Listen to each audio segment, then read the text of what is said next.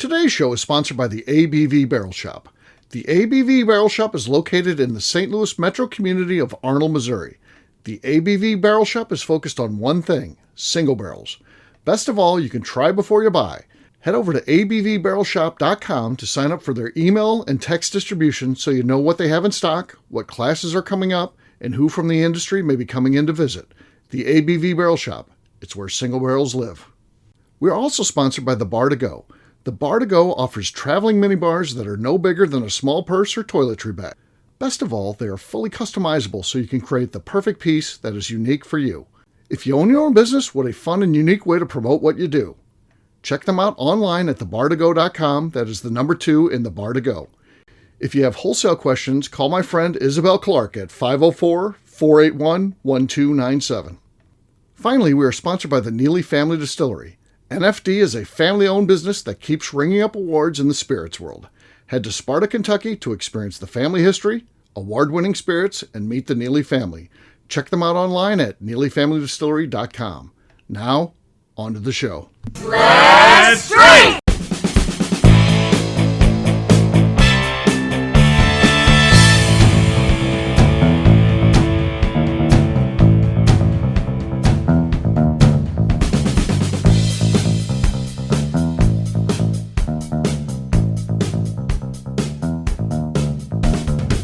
Welcome to the Bourbon Daily, the podcast about everything bourbon delivered to you every day of the week. Today on the show, we recap Bourbon Palooza 2024. My name is Miss Beka Sue. Please join me in welcoming my co-host, Steve Akeley, along with our special guests, Lenny Eckstein, Ryan Thompson, and Darren McElroy. Hey, gang, what's up? How's it What's going on, guys? Oh, so yeah, we've got a great show today. We're going to be talking about Bourbon Palooza, a little recap of that, our first Bourbon Palooza event, and what that means, what the future holds for that. So that's some fun stuff. We'll get to that after the break. For right now, Lenny said there's something you want to talk about. What is that, sir? Yeah, well, Steve, as you know, I just got back from, I was in Missouri for like maybe a solid week and a half, almost 2 weeks. And you were here. You spent some time. It was there. awesome. And I always enjoy my time traveling. I do enjoy like traveling across Missouri and checking out new spots. And there's a lot of good stuff going on. Obviously, the ABV Barrel Shop is a treasure of Missouri. I was impressed once again, by the gooey butter cake. You guys have some good restaurants. Something that caught me off guard though. You guys, like, your liquor laws are tremendous. Like, you can do anything. But your seltzers containing THC also are prevalent, more so than they are in Colorado, even. Which we were quick on the draw past that kind of thing. But yeah, you can buy. I didn't know about this. You can buy these seltzers with no alcohol, but with 5 milligrams of THC. Okay. And they sell them at liquor stores. I don't see why they couldn't sell them at grocery stores too. Maybe they do. Probably do. Yeah. Yeah, but I'm rolling around with my distributor rep, and he's got a bunch of these in his trunk. And as I'm leaving and saying, like, hey, man, thanks for taking me into some good accounts today, he's like, hey, you want a couple of these? And I said, sure, I'll take one. Like, there's no sugar in it. I'm thirsty. I'm about to hit the road. So I pop one and allegedly drank it really quick and thought to myself, like, there can't be much in here. Like, it's not going to do anything. I don't even remember about it. It was like, I don't know.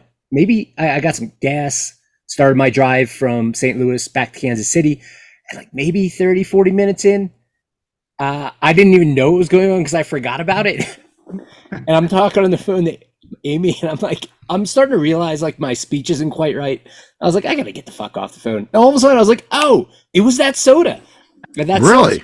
At this point, I was going to stop by Wood Hat. And I was like, I'm not fucking stopping by Wood Hat. I can barely, I don't know how I'm driving.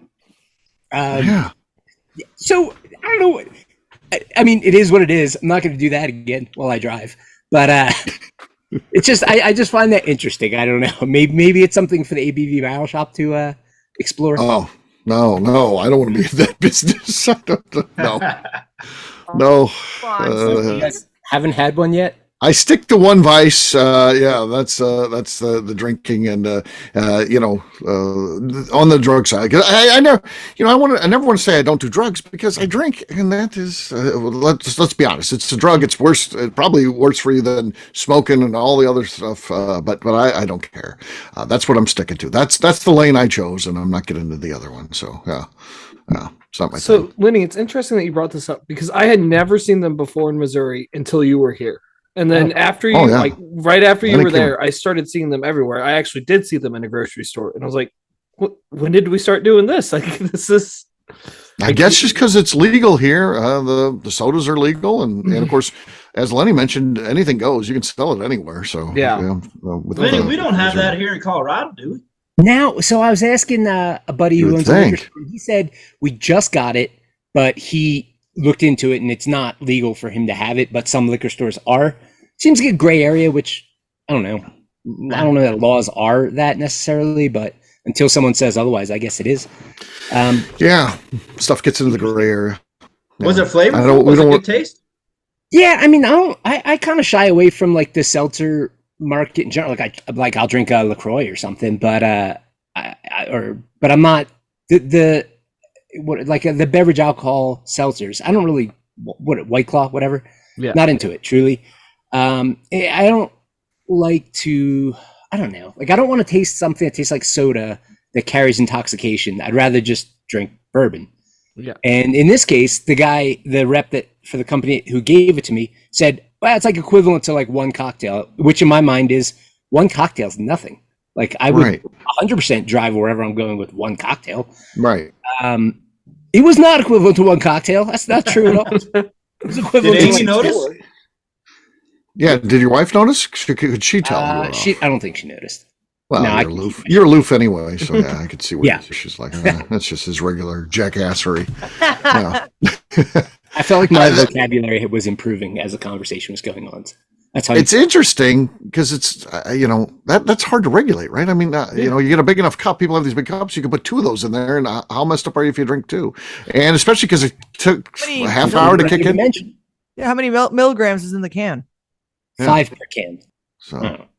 So say you drink 3, which is easy to do. It's summertime. It's hot. Maybe you get done cutting the grass. You're like, I'm going to have one of these. Well, that went down easy. I'll have another one. And then you wait 20 minutes. You're like, these are good. They're going down easy. I'll have one more. Seltzers are meant to go down easy. Like everyone that drinks seltzers is because they can just throw them back like nothing. Especially my generation. That's what they do. Your generation. His people. His people. It's they were built to drink. They're built to drink seltzers. Yeah, they're built to drink seltzers. Yeah, that's nice. Yeah, it's interesting. Yeah, you could definitely end up a little bit screwed up on those. You ever try those, Beka? I've never tried them. I did see. I when we were at a distributor meeting, I saw they had ones that were the Delta 9 ones, which is like fake weed or what. I don't know all the weed terms. Right. My generation is just not that hip, I guess. I think that is your generation. I don't think my generation has anything to do with that. I'll blame you. With weed? Okay. No. My generation did smoke a lot of weed, but I would say that Steve's generation probably smoked more weed. Oh, yeah, my generation. But it was the weaker stuff. My generation smoked the weaker stuff. Well, that's the problem. Is the stuff now you used to just like hit a little pinchy and it's like, oh, I feel a little bit funny. And now it's like, this one is going to make your mind race into the universe. And you'll be feeling all these things in your fingertips. And like, you don't know what's going to happen. It's like I understand the that cartoon or the commercial where they're like, this is your brain on drugs. It's like flipping the egg or like the girl melting into the couch.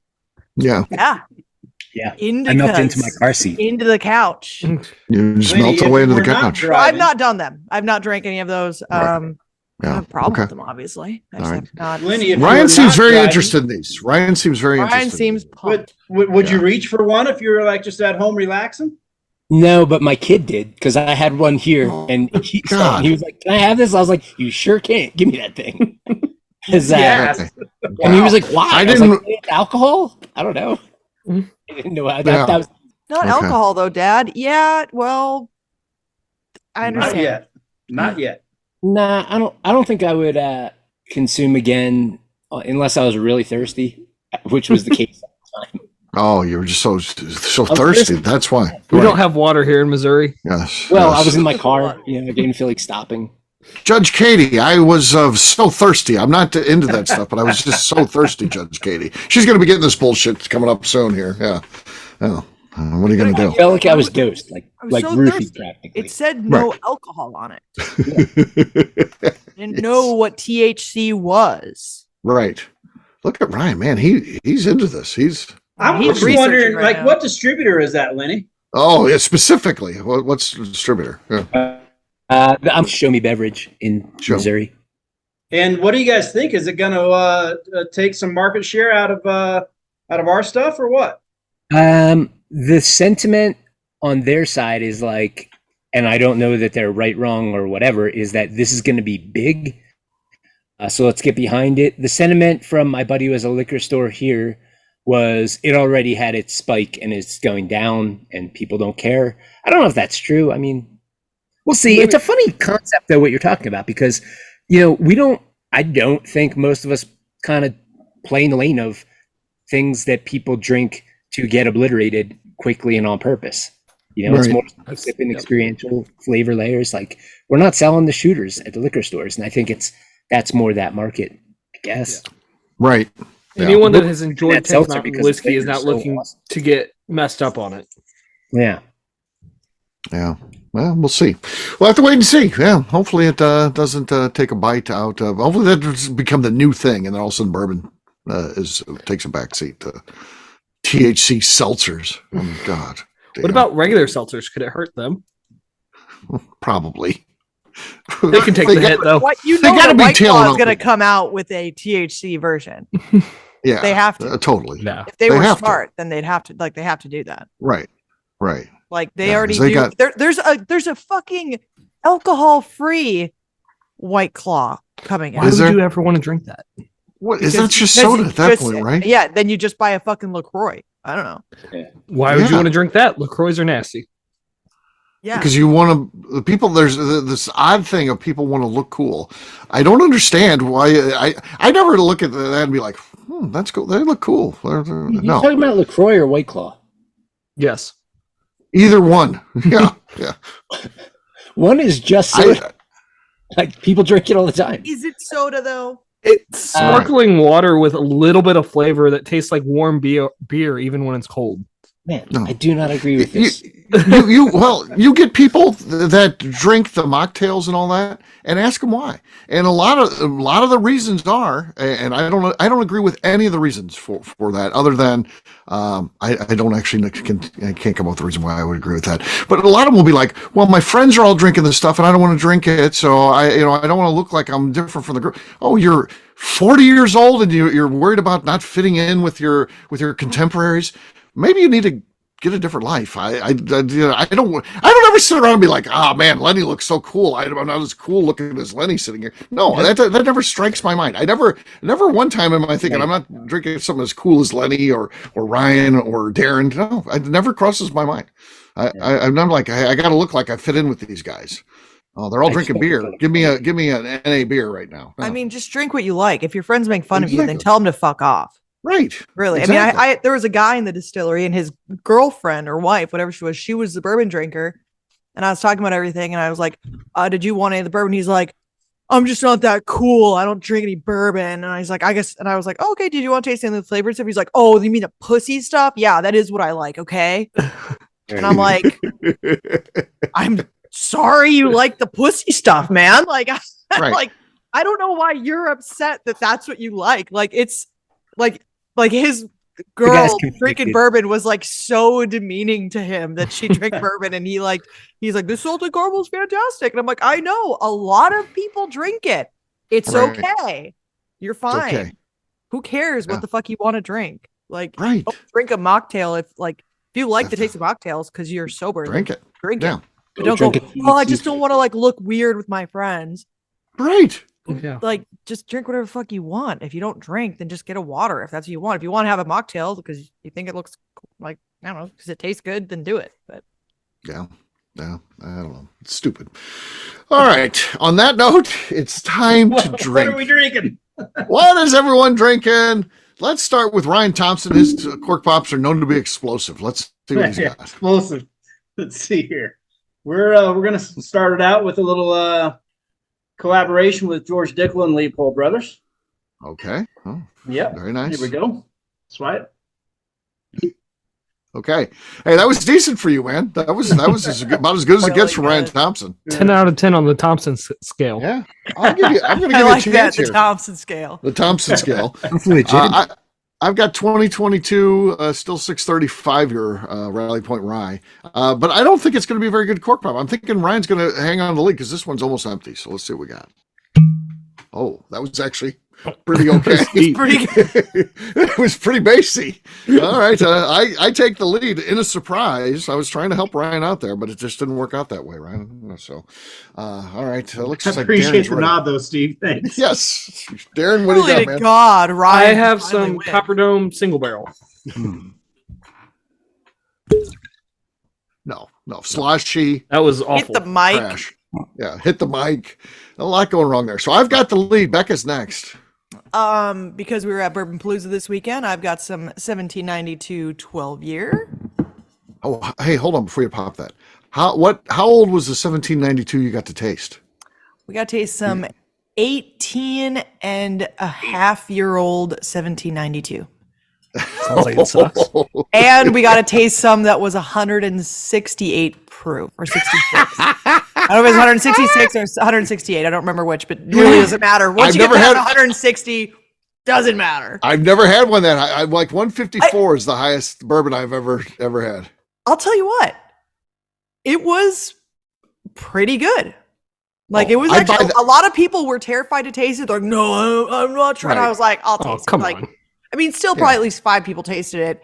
But it was actually pretty good. You got some burnt cherry kind of notes to it. I would buy that barrel in a second, sight unseen.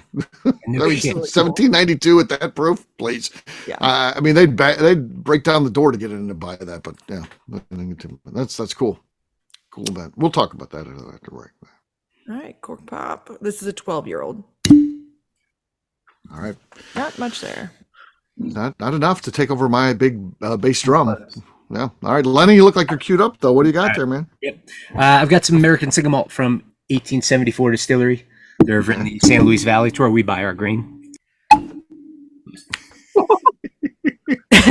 Quite the opposite here of cork pops. Yeah.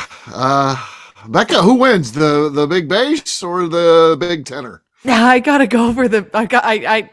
You know that I'm not lying if I go with Steve's. Like, Yeah. I would never pick Steve unless I had to. Yeah. So there you go. I win. So, Cheers. Cheers, gang. Yeah. Who did that? Darren? I do it every time. Darren drunk? What the hell's happening? All right. We'll take a quick break. And when we come back, we're going to be talking about Bourbon Palooza. We'll do that in just a few.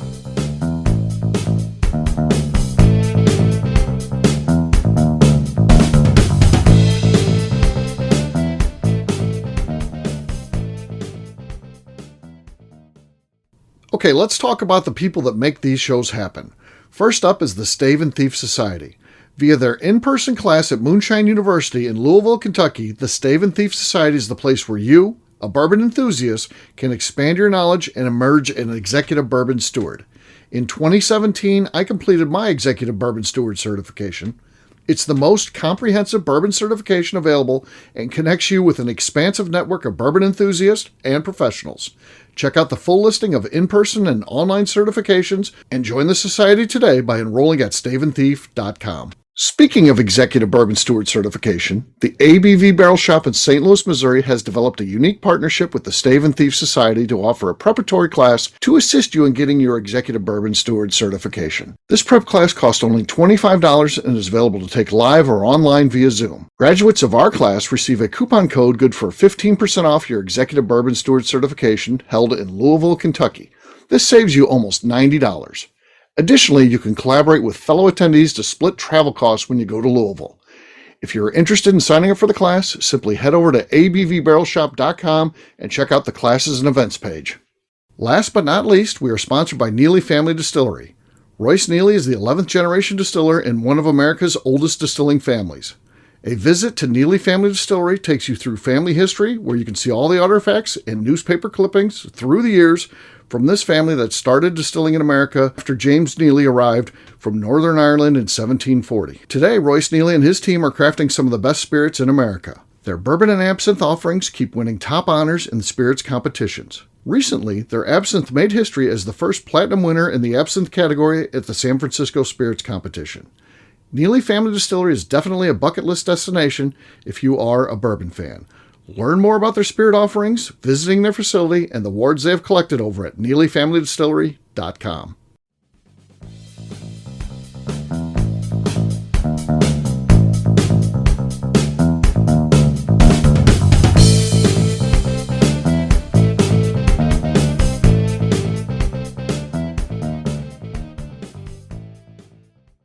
Hello, this is Brian Nation of Keeper's Heart Whiskey. You're listening to the Bourbon Daily.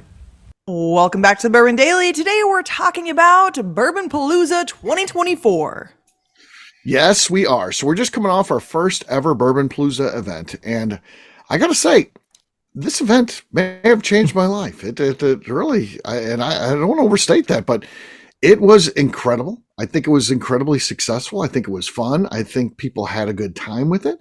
The concept is you get there on a Friday night, you have a bottle share, and then Saturday there's 4 events. There's 60 people. There's 4 events, so the capacity is 15 or 16. We said with couples, you have to have some flexibility. So it's right in that 15 to 16 number, and there's these like micro events because it's only for 16 people, but you can do some really cool stuff. We'll talk about some of those events in a second, but there's 4 in the morning, 4 in the afternoon. You can only do 2 of the events, so that we had like a fantasy football style draft where you had to pick and choose. They all have different price points because it depends on what you're doing. There's a price assessed to it. Yeah, I work with 8 different companies to pull this together, and and then everybody kind of gets together, and that evening has another bottle share, and then breakfast on Sunday, and head home. And it was so great. I feel like I need to get more into these events. I mean, Beka, you were there. We had 60 people at the Bardstown Motor Lodge, and was it not a fun time? That was awesome. And also, the Bardstown Motor Lodge was absolutely the most perfect place we could have that at. Yep. The courtyard, they had fire pits, I think 4 separate fire pits, Yep. and some nice chairs, the Adirondack chairs, and they had some picnic tables. Yeah. And it was perfect because everyone could just congregate right there outside, and it was just, and it it's was, courtyard it was style because nice. all your rooms feed into it. Yeah, everyone's rooms are facing right there. Yeah. And so it was great. That was a perfect spot. It was also nice that there was 2 doors to your room, so you could either if you were leaving, there's no one that's you can just leave and it doesn't really matter because it's on the other side. I don't want to say you'd sneak out, but you could. You can. Yeah. But it was just nice. If you wanted to go hang out with people, you could. You didn't have to, and it was a big bottle share. I mean, there was tons of bottles. Yeah. Everyone was pouring something for everyone, which was, I think, really cool. We were in Bardstown, which is the bourbon capital of the world, self-proclaimed, but it's the bourbon capital of the world. And we would rival what was at some of the best bourbon bars. We had so much whiskey there. I mean, it was everywhere. I mean, it wasn't supposed to be outside the courtyard. It was here that people had it in bags, hidden behind chairs. And then my room was opened up as like a hospitality room. And I probably had, I don't know, 150 bottles in my room. There was a shitload of bottles in my room. You had James was making cocktails in his room. Yeah. James Such was making cocktails. It was great. Sounds like a place to be. Room 07, and then you're gonna get you a cocktail made. It's fucking awesome. It was. I mean, it was the perfect spot for it, and it was also it was nice because it was right in Bardstown. It was right in the center of everything. Yeah. So it was. 4-minute drive to Heaven Hill. Yeah. What were the 8 events? So I don't know if I'll be able to remember all of them, but Beka, why don't we start out with the one you did in the morning? We'll talk about Beka's 2 events because Beka was there with Royce, and they did 2 events. So tell us about the one you did in the morning. Then I'll talk about the one I did in the morning because I got to do events too. And then Beka will talk about afternoon. And I'll talk about afternoon. Yeah. What did you do in the morning? So we went to Heaven Hill in the morning. The most fun part was when we walked inside. There was a tater line that was right there for everyone on that Saturday morning to go get their, what's out today at the distillery. And it was just a line of people buying bottles. And so we got to walk right past that with Bernie. And you got Bernie Lubbers. And he walked past and he brought us outside, and we got a roll barrels with Jody. How do you spell Jody's last name? I don't want to say it wrong. Philitru, yeah. Philitru. And so Jody is the master distiller over at the Evan Williams Experience. He's worked at Heaven Hill for like 31 years or 40 years? Yeah. Been there. So he's been there for a really long time. Master distiller at the Evan Williams Experience. So he runs a pot, which is pretty cool. Still, So him and Royce got to like chat about that, which I thought was, that's always fun when there's more pot distillers, obviously, in Kentucky. But he is their coach for the barrel rolling competitions. And the thing, like, I knew that they had to like practice for this stuff. But he said that they practice 8 hours a week. Wow. And like they take it serious. Yeah. Oh yeah. They sit and watch footage and like reels from from their practicing. They watch reels from like they were watching Maker's Mark. Break it down like a sport. Yeah. I mean, the way that Jody was talking about it, I felt like I was standing there listening to like a football coach talk about stuff. Yeah. And like they like yell out like numbers on like where you're at and all this, and I'm like, what the fuck? And so he had almost all of us got to roll barrels around, and he was like showing us how to do it correctly. Bernie had brought a bunch of really awesome like barrel picks that they had done, so he had those for everyone to just drink. He's like, just drink whatever you want, doesn't matter to me. And he brought some like snacks for breakfast, and everyone got to roll around barrels. Jody made Bernie roll a barrel. He's like, when's the last time you rolled a barrel, Bernie? And he's like, 12 years ago. And he's like, perfect, you can roll a barrel. And so up until this point, all of us have been just rolling an empty barrel because for the most part, it's amateurs, and no one's 20 years, no one's Darren, none of these kids around there.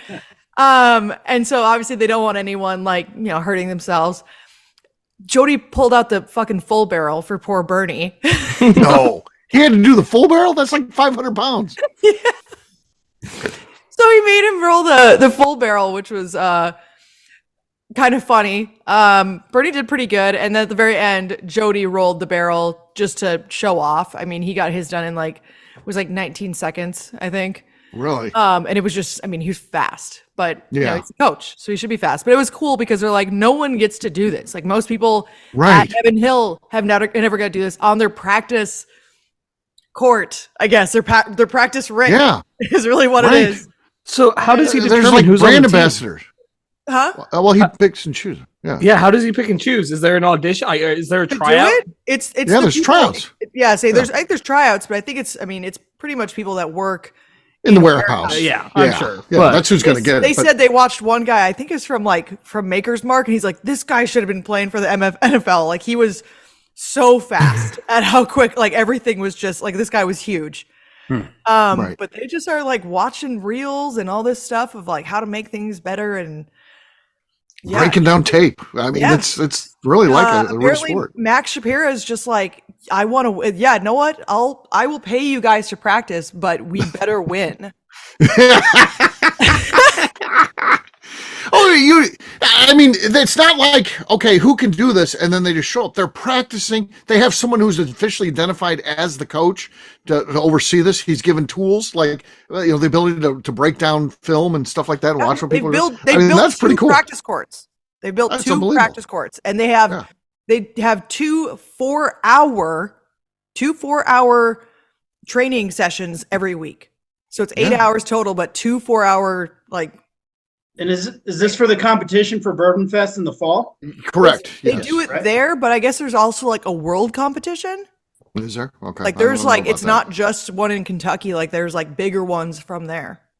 And I always thought a TV show, like a reality show, made about the competition, that they film all that stuff, the practices and all that, and then they do the film the competition and then intersperse it with video footage of practice of like the Olympics, and then it's the backstories of the people. I'm sure there's some touching stories of the people that are involved in this and why they do it, and because it's such a family business. There may be people that's been going long enough. There may be people whose parents did this or something like that. And there's there's men's team, women's team, and then singular, like single person rolling competition. So it's a whole fucking thing. So it was actually really cool. And later on in the afternoon, we had actually ran out to a spot where, we went out to Limestone Branch, which we did not sign up for that event. We skipped lunch to see if we could go see Fonte. And we were out there and we saw some people who were watching us roll around the barrels that morning. They had been at Heaven Hill and they were walking around watching it, because this is where this practice court is at. The practice brick is in the very, like, right outside in, like, the courtyard. Behind, behind the visitor center. And so people were just watching. And someone said to the tour guide, they're like, "Is that your barrel rolling team?" And they're like, "Absolutely not." Yeah. So we weren't good. Just, yeah. Say the very least. Well, I spent the morning at Bardstown Bourbon Company, a behind-the-scenes tour with their head distiller, Nick Smith. And we got like a VIP all access tour. And, you know, it was the coolest tour I've ever taken, because literally we spent 2.5 hours and we get into everything. We went into the lab, and then he started pulling samples of, you know, historic stuff for us to try, you know, White Dogs, distillate from different of their mash bills and stuff like that. We got to drink several of their whiskey brands, which is cool throughout the time we were there. We also, they opened up the high wine, box, and he literally had a ladle, and he had a cup of your hands, and he poured it in your hands, and you got to drink as much as you could hold in your hands. I mean, that's like the fountain of life. Yeah, it was awesome. So it really, and we got to see their new distillery too, by the way. So they just have online now a second distillery there. So they have a huge distillery that they've been producing, but they've outgrown it. So they opened up, you know, just a whole nother distillery kind of across the way there, and they showed how it's all piped together and stuff like that. So you saw the grain bins and how they can go to one distillery or the other. They're all everything's tied into both. And it's like the same size column at the other one, right? Like it's a big column. So so they doubled their size, and we got to do all that. It was fun, and then we were able to get some cool bottles and stuff like that. Some of their limited release stuff, buy one bottle, limit one bottle stuff. So that was an awesome day. I mean, it was cool. We got to do all the fun things, and even got to thief from a barrel. So we went out where they do the barrel picks, and we got to experience that, like how they do. We got to see like everything that they do at that facility. Got to learn about the owner and his life, which was pretty interesting. The guy who started it unfortunately passed away a couple of years ago. Very, very cool event for sure. So, nice. And then Beka, in the afternoon, what did you do in the afternoon? So after we got back from Limestone Ranch, which we did not see Fonte, but we did see Derek Mattingly there. So we got a cocktail, and he also showed us Fonte's newest clubhouse thing. Yeah, his newest decks that he has just everywhere. Like there's just every spot that you could put an outdoor, like just a patio area. They have put one for Fonte to smoke on.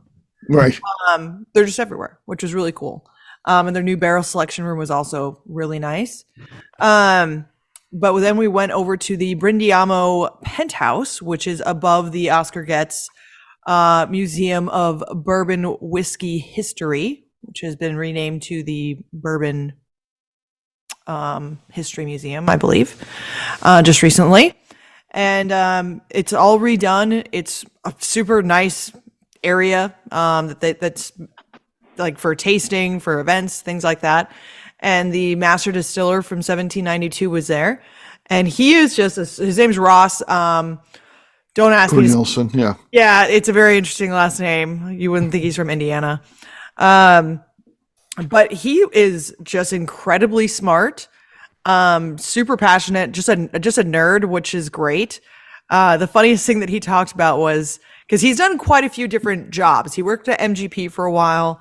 They had moved to Colorado actually for a little while for his wife's job, and he was growing food mushrooms, not psychedelic mushrooms, but he was growing mushrooms. And then I had to step away for a minute, and when I came back, he was talking about making honey bunches of oats.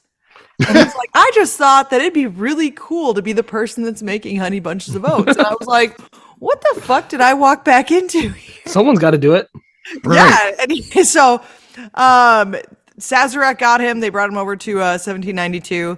And he's just, it was really interesting listening to, I don't know how old he is. I guess he's around Royce's age, maybe. But just super smart and curious was like the way that I would describe him as a distiller, because he was just like curious about things.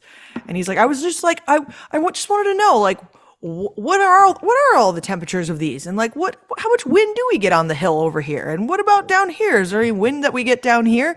What is the moisture that we have in this rick house? What's the moisture up top in this rick house? And just everything that he said, he's like, I just wanted to know, like, how is this? And he was just a really curious distiller. And I thought that I mean, that's great. I think that's a good quality in a distiller, especially in the master distiller. And he pulled out just a bunch of really cool things that he had just drilled into some barrels with. And he called some of them lost barrels that people like, they lost track of. So we had some super high proof stuff. We had another one that was like 148 proof. We had some really good rye whiskey. It was just a really cool experience, and he was just letting everyone. A guy who's curious in nature, drinking through his experiments and stuff. It's pretty cool. Yeah.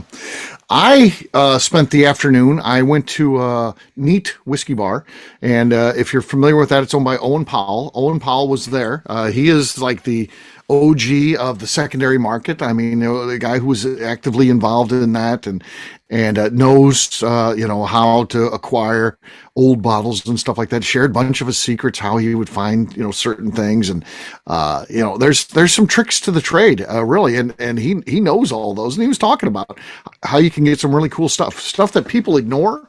That is actually some highly coveted items if you know what you're doing.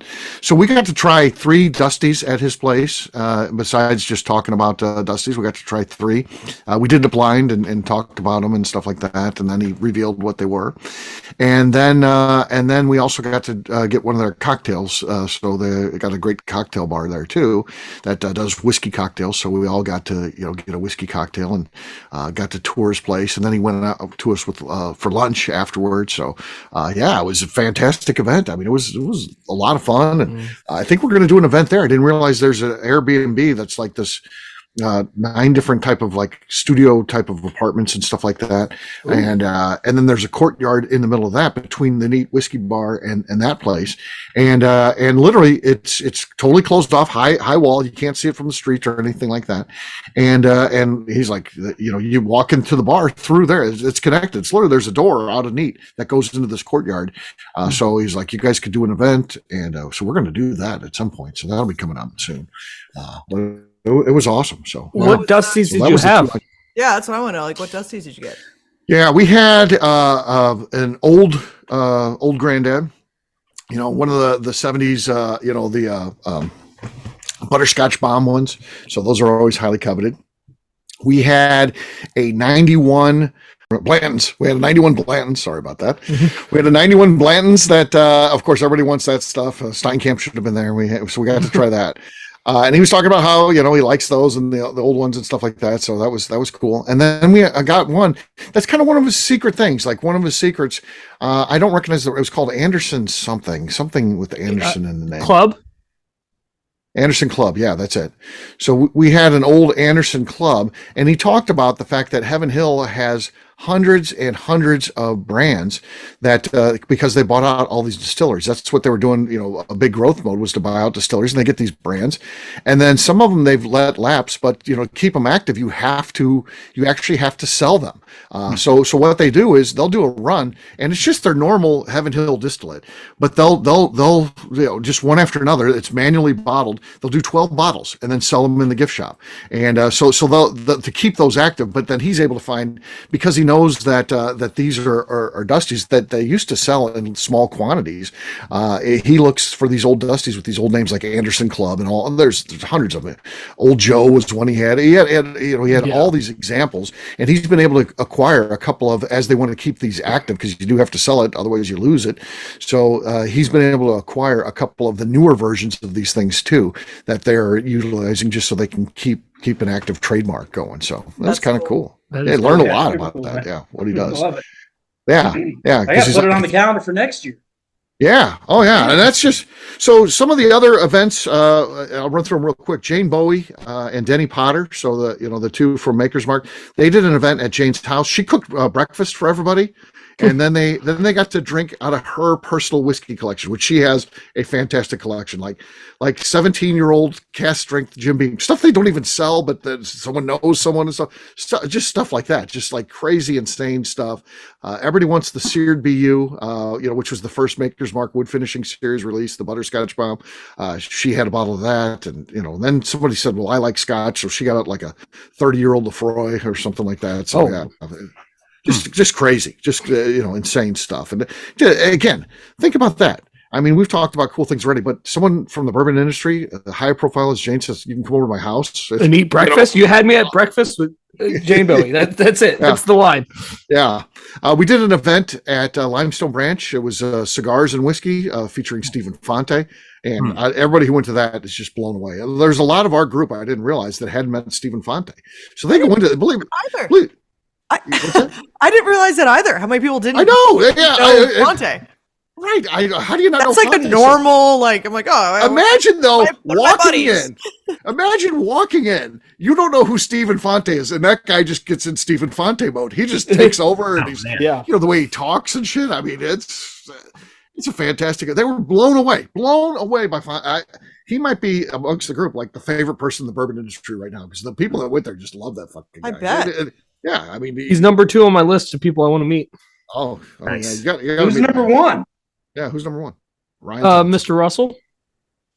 Oh, Mr. Russell, you got to get there. Yeah. It's the only reason that both the Bourbon's Bistro breakfast brunch event with Jason and Wes, right, and the Fonte event. The only reason that those were our last 2 on our list, but only because of the fact that Jason's our buddy and Fonte stuff for them before. We could hang out with either one of them at any point just because they're our industry buddies. But a lot of people don't get to do those things with them. Right. So I was like, it's gonna be a great time. It's it's gonna be an awesome event. Yeah. But it was I want to do something else. Yeah, Jason and Wes Harden did partner up on an event. So Jason, who's a fantastic cook, by the way, he cooked a brunch for people, and then Wes did a Dusty class like he used to do for us online. So he did that class, a live version of that. Featured 3 Dusties, kind of the things that but old versions of it, like a Maker's Mark from the 80s, a Jim Beam from the 70s, and I forget what the other one was. Again, things that but older, and then to compare and contrast what you get today. So that was kind of a great event as well received. And then the last one was again from Bardstown Bourbon Company, their master blender Jazz. She did an event on how to blend whiskey, and so people got to create their own creations that they got to bottle up and take home with them a little sample. So cool. really with the master blender, no less. Who flew in for the event, by the way. So she was she literally had to fly in for the event. I mean, it's for 15 people or whatever we had at that event. We had 15 people. So she flew in from, I forget, New York, I think. Flew down to do that event, and Wow. Super cool, man. Nice. Just incredible. And I talked serious about changing my life. I'm going to do another one this fall in St. Louis. It's going to be really fun. I've got event ideas lined up and ready to go. I got to work out a hotel deal, of course. That's a big thing. And then I'm locked in for next year. Every March, we're going to do one in Bardstown. That's going to be the home base because it's a perfect place to do it. Small town, plenty of things to do. And then also going to do one in the fall that's going to rotate around to different places. So I let the group vote if they wanted St. Louis or Lexington. St. Louis won. And then, but that means we'll do Lexington in 2025 in the fall. And then where do we go from there? I don't know. I'm not thinking that far ahead, but Colorado might be in the works. That could happen sometime. I don't know what our pull is there. It's a little bit different because it's flights and stuff, but yeah, it's cool, man. And just more and more of these things, like I said, working out that deal with Owen. I worked out 2 more deals to do other events that I had no intention of doing. I'm going to do that event with Owen at some point, probably this year, where we spend a weekend, at Neat Whiskey Bar and in the place in between. And then the Bardstown Motor Lodge. Again, I had some issues with them setting up this first event. They didn't really understand how our group worked. After we were there, they loved us. And I think we're going to do like a bourbon pool and cocktail party this summer. So they got a great pool area, and they want to work with us. So I think we're going to do overnighter, be there on a Saturday or maybe a Saturday. I don't know, but we're going to do something there too. So more events coming. Yeah, behind the scenes. What was the cost of all that, Steve? Was it just pay on the events, or was there an added cost as well, or what did it all look like? So the cost to attend the event was $75, and then depending on what events you paid for. So the events then ranged for between $25 and I think $90. Most were in kind of the $50 range. So if you're attending 2 events and you paid $50 each, that'd be $100 plus the $75 cost you $175. Can't beat worth it. You just we'll put that up against anybody with what everyone experienced. It's just. It doesn't compare. It's just no one else is doing anything like that. So in your hotel room. True. But... Yeah. Your travel costs. Yeah, that's not including the hotel, of course, but that's for the event. Sweet, but, buddy, love it. Yeah, man, that's what we're doing. So we're having fun and doing events, and you can get involved. Just join the Crew Club. So it's an ABV Network thing. So head over to abvnetwork.com, click on Crew Club. Send me an email if you're interested in joining. We don't have any sort of online checkout or anything like that. We're not that fancy, but we'll tell you how to get signed up, and we'll go from there. It's a cool thing though. We've got about 250 members, I think, and I don't know. It's growing. It's trending. So yeah, we'll probably have 350 by the end of the year, I would think. Especially with doing all these events. I mean, it's desirable stuff. It's cool. Probably by the time we get done recording this. Maybe. But I just saw Ryan just signed up. So yeah, he's a Crew Club member now. So come on. Snap to it, huh? Way to go. So yes, yeah, so good stuff. All right, well, we'll wrap this one up as we always do. When we talk about where people can find us. Darren, we'll start with you. Where can people find you? You can find me on Instagram at The Bourbon Adventures. All right, Lenny. You can find me and the rest of Deerhammer on social media at Deerhammer, on the web, deerhammer.com. And you can come visit us in beautiful Buena Vista, Colorado. All right, Ryan. Across all socials at 10th MTN Whiskey, and our website's 10thwhiskey.com. It's 10th whiskey with an E. Miss Beka Sue. You can find me on Twitter and on Instagram at Miss Beka Sue, 1K, no C's. All right, for me, I'm an easy guy to find. I'm at Steve Akeley on Twitter, Instagram, or Facebook. I've got a website, steveakeley.com. We've also got a company website, that thing's abvnetwork.com. Check it out. Everything that we do is out there. Previous shows, blogs, how to join the Crew Club, so much more, abvnetwork.com. Come by and see us, the ABV Barrel Shop, that place where you can try before you buy, where people from the bourbon industry are hanging out. Lenny was recently there, hung out a couple days while he was in St. Louis. So, yeah, I heard from some guests who just happened. I wasn't there one day when Lenny showed up. But I heard from some people who were, and they were like, it's so cool. I go in there, and there's this guy, that makes whiskey, just hanging out. And I'm like, yeah, that's how this place works. So pretty cool. Pretty cool stuff. All right, Miss Beka Sue, anything else to say before we get out of here? I'd just like to remind the audience to please give us a 5-star review that includes comments. It helps when people find the show, which is very important to us. If you like what we're doing, we ask you please visit our Patreon page at patreon.com/the ABV Network. Great job today, gang. For audience, we'll have a brand new show for you tomorrow. Looking forward to that. Until then, take care, everybody. See ya. Bye. See you guys. Bye, all. Yes.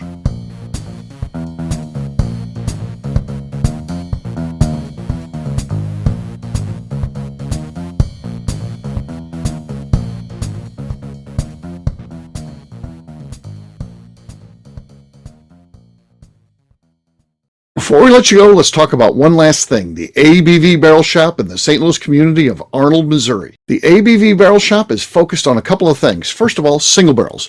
We are the place where single barrels live. We go to distilleries, taste through the whiskey, select the best barrel, and have it shipped to our store where we present it to you, our customers, by allowing you to try before you buy. We're also known for the classes that we have in our education center in the store, as well as the events we have with industry professionals from the bourbon business. If you are in the St. Louis area, please come by and visit us at 6 Fox Valley Center in Arnold, Missouri. Or at a minimum, at least sign up for our email and text distribution so you know exactly what's going on in our shop over at abvbarrelshop.com. This is Steve Akeley, owner of the ABV Network, signing off. We thank you for listening to our programming and truly appreciate your support. The Bourbon Daily is part of the ABV Network. For more information or to become a sponsor, please visit abvnetwork.com. Thanks for listening and cheers. This has been a Steve Akeley production.